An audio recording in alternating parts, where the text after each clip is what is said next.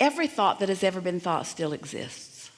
So anyone who has ever lived, let's talk about this dimension in which you are familiar, this time and space reality as you sort of understand it to be.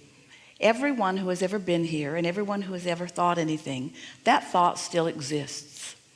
And if the thought was not considered by a lot of others, it may exist in its original undeveloped form. Or if it's a thought that many have thought about collectively, maybe because it's on television now, or over time it was passed on from generation to generation, so the thought was considered a lot.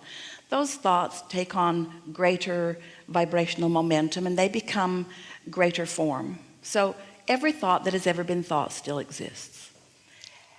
As you came forth from non-physical, you came with this clarity of who you are. You came as love and upliftment and high frequency vibration. You came from the culmination of all that's ever been lived. Now humans want to call that God. Doesn't matter what you call it, but it's the source of energy that continues to expand. So this high frequency, meaning no resistance from your perspective, there's contrast in everything, but you couldn't discern it. This high frequency vibration, as this high frequency vibration is the genesis of that which you are, and you come forth into this time and space reality. Your opportunity to explore contrast is keener than that of your inner being. It's the decision that you made. It's what happens when, we haven't said this to you before. It's what happens when, as non-physical energies, you focus into action orientation, into manifestation. And there's so much we want to give you all at once. We're happy that you're up to speed with this. And that is in fact why when you try to create your life through action, it's why you have a tendency to want to do that, because the see it, hear it, smell it, taste it, touch it is so intoxicating to you, because it's such a full spectrum of your awareness. And it feels good.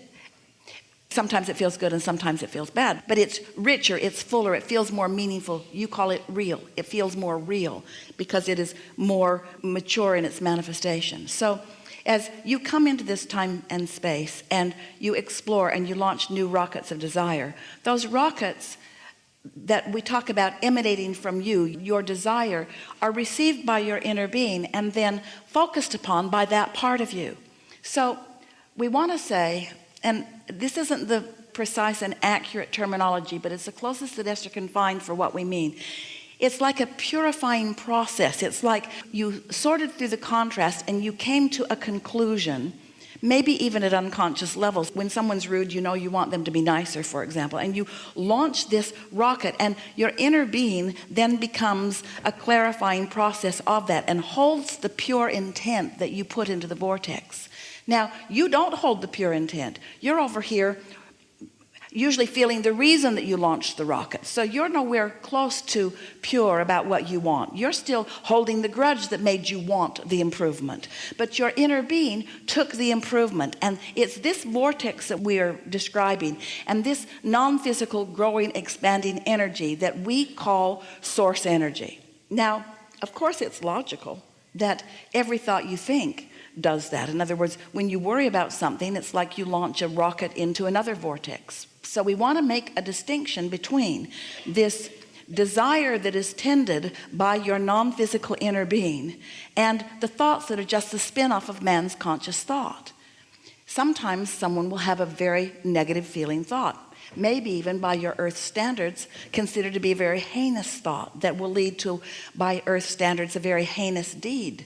And you will wonder, well, what caused the expansion of that? And that's when we say every thought that has ever been thought still exists. And law of attraction gathers not just these pure positive thoughts, not just these thoughts of love and appreciation and source, but law of attraction gathers all thoughts. And because law of attraction is active upon every vibration, those thoughts grow and expand too. You said earth standards. Are there other standards? We mean by the perspective that you are holding, because that's the only perspective that you can have a conversation about. Okay. You can't talk about any perspective other than the one that you hold. And so since that's where we are, don't go there for just a minute. Let's stay here. Let's stay here until this thought is mature enough that you've gained something from it. So what happens is these thoughts that are thought, wanted and unwanted, all of them grow and expand.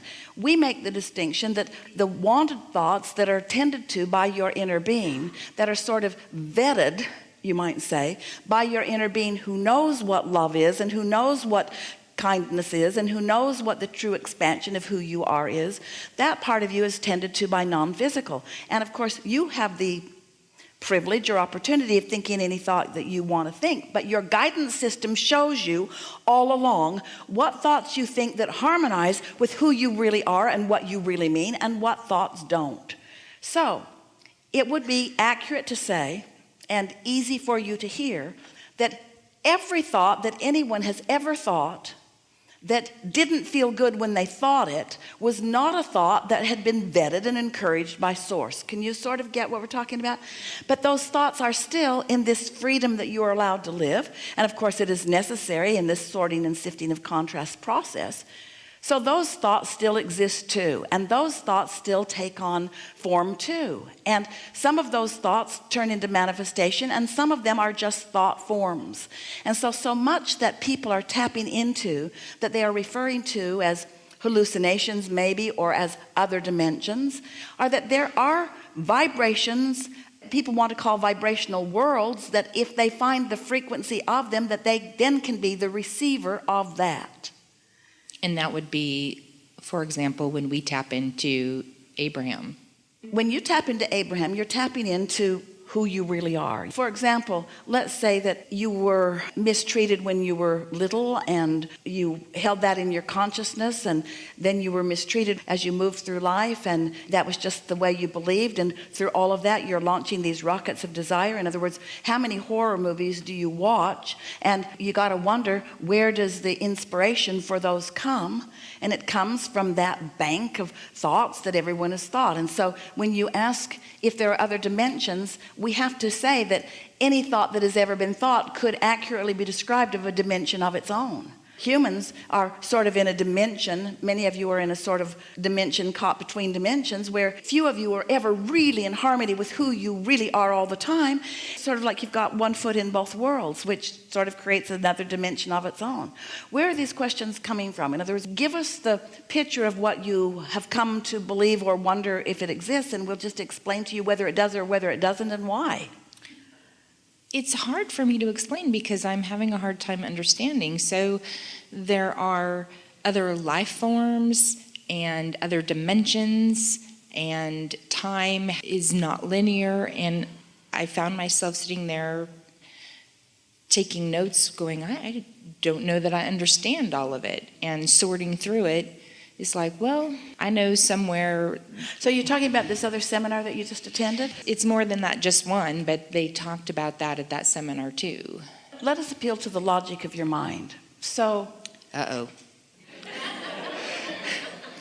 We're really out there now. Is it logical to you that this would be the only environment, this planet Earth would be the only environment where thoughts are turning to things? No, not anymore.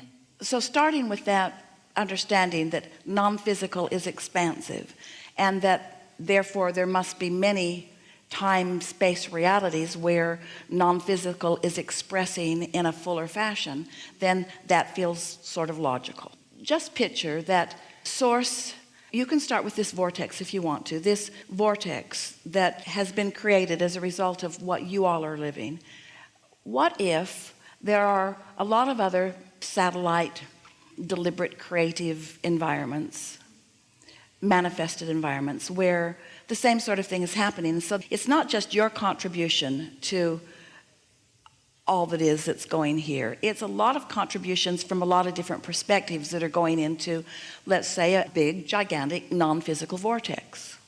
Or you can call it the beginning of what is source and the expansion of what is source. So we have our individual vortexes as well as a collective vortex. Just like you do here on this planet. You're creating your individual vortex, and the consciousness of your planet is creating one too. And yours is part of that greater one, or you can focus only on yours and isolate it. But there is no ending to the expansion of consciousness. So of course, consciousness that man may want to call God, we like to call it source, is benefiting not only from what you all are living in your time and space, but what others are living in theirs as well. So there's this big vortex of knowing and consciousness and future and becoming.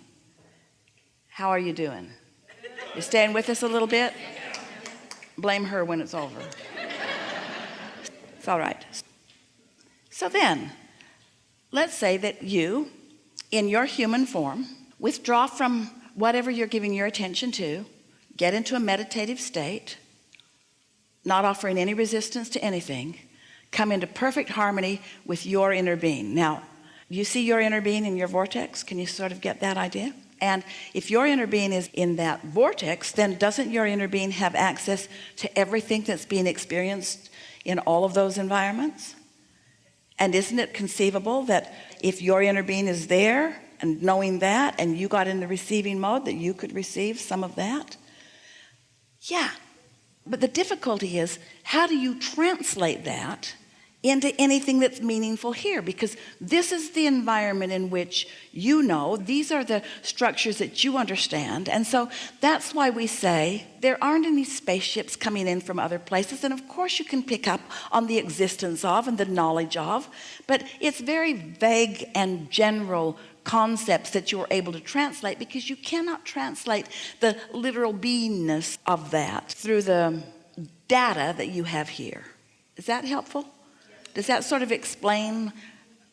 I think so, and it's almost like a baby doesn't run before they crawl and walk. But we also, in this conversation, we don't want you to make it sound like we're saying that it was all of your intention to get here and get in meditation so that you can tap into other dimensions.